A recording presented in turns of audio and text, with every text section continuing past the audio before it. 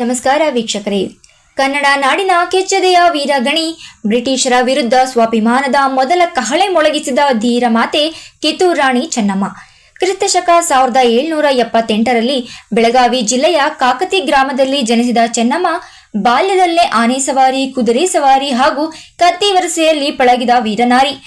ಕಿತ್ತೂರಿನ ಮಲ್ಲಸರ್ಜ ದೇಸಾಯಿ ಅವರನ್ನ ವಿವಾಹವಾಗಿ ಕಿತ್ತೂರಿನ ಅರಮನೆಗೆ ಕಾಲಿಟ್ಟ ಅವರು ತಮ್ಮ ಆಡಳಿತ ಮತ್ತು ಪ್ರಜಾಪರ ಕಾಳಜಿಯಿಂದ ಕಿತ್ತೂರಿನ ಪಾಲಿಗೆ ಸುವರ್ಣ ಯುಗವನ್ನ ತಂದರು.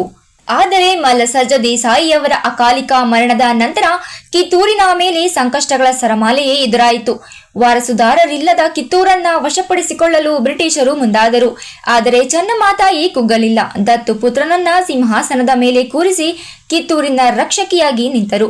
ಬ್ರಿಟಿಷರಿಗೆ ಕಪ್ಪ ನೀಡುವ ಪ್ರಶ್ನೆಯೇ ಇಲ್ಲ ಎಂದು ಘೋಷಿಸಿ ಅವರ ವಿರುದ್ಧವೇ ರಣಕಹಳೆ ಮೊಳಗಿಸಿದರು. ಬ್ರಿಟಿಷ್ ಕಲೆಕ್ಟರ್ ಥ್ಯಾಕ್ರೆ ನೇತೃತ್ವದ ಸೈನ್ಯದ ವಿರುದ್ಧ ಕಿತ್ತೂರಿನ ಸೈನಿಕರೊಂದಿಗೆ ರಣರಂಗಕ್ಕೆ ಧುಮುಕಿದ ಚೆನ್ನಮ್ಮ ರಣಚಂಡಿಯಂತೆ ಹೋರಾಡಿದರು. ಆ ಭೀಕರ ಯುದ್ಧದಲ್ಲಿ ಕಿತ್ತೂರಿನ ಸೈನಿಕರು ಬ್ರಿಟಿಷ್ ಸೇನೆಯನ್ನ ಸೋಲಿಸಿದರು. ಕಲೆಕ್ಟರ್ ಥ್ಯಾಕ್ರೆಯು ಯುದ್ಧದಲ್ಲಿ ಹತನಾದನು. ಕಿತ್ತೂರು ಎಂಬುದು ಕೇವಲ ಒಂದು ಸಾಮ್ರಾಜ್ಯವಲ್ಲ, ಅದು ಕನ್ನಡಿಗರ ಸ್ವಾಭಿಮಾನದ ಸಂಕೇತ ಎಂಬುದನ್ನ ಚೆನ್ನಮ್ಮ ಜಗತ್ತಿಗೆ ತೋರಿಸಿದರು. ಆದರೆ ವಿಧಿಯಾಟ ಬೇರೆಯೇ ಇತ್ತು. ನಮ್ಮವರೇ ಮಾಡಿದ ದ್ರೋಹ ಹಾಗೂ ಬ್ರಿಟಿಷರ ಕುತಂತ್ರದಿಂದ ಕೊನೆಗೆ ಕಿತ್ತೂರು ಸೋಲಬೇಕಾಯಿತು. ಚೆನ್ನಮ್ಮ ಅವರನ್ನ ಬಂಧಿಸಿ ಬೈಲಹೊಂಗಲದ ಸೆರೆಮನೆಯಲ್ಲಿ ಇರಿಸಲಾಯಿತು. ಅಲ್ಲಿಯೇ ಅವರು ತಮ್ಮ ಅಂತಿಮ ಉಸಿರೆಳೆದರು. ಭಾರತದ ಸ್ವಾತಂತ್ರ್ಯ ಹೋರಾಟದ ಆರಂಭಿಕ ಕಿಚ್ಚಿಗೆ ಬೆಂಕಿ ಹಚ್ಚಿದ ವೀರರಾಣಿ ಕಿತ್ತೂರು ಚೆನ್ನಮ್ಮ. ಅವರ ಪರಾಕ್ರಮ, ಸ್ವಾಭಿಮಾನ ಮತ್ತು ತ್ಯಾಗ ಇಂದಿಗೂ ಪ್ರತಿಯೊಬ್ಬ ಕನ್ನಡಿಗನ ಹೃದಯದಲ್ಲಿ ಜೀವಂತವಾಗಿದೆ.